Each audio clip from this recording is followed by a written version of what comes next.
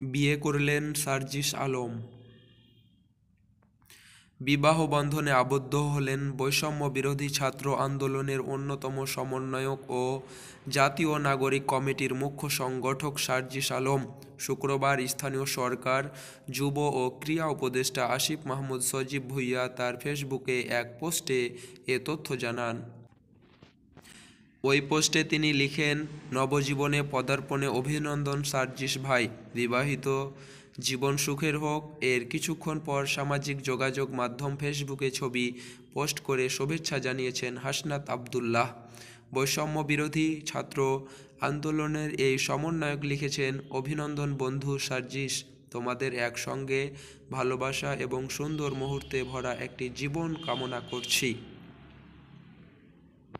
উপদেষ্টা আসিফ মাহমুদ ছাড়াও সার্জিস আলমের বিবাহ অনুষ্ঠানে উপস্থিত ছিলেন তথ্য উপদেষ্টা নাহিদ ইসলাম, উপদেষ্টা মাহফুজ আলম, বৈষম্য বিরোধী ছাত্র আন্দোলনের আহ্বায়ক হাসনাত আবদুল্লাহ প্রমুখ।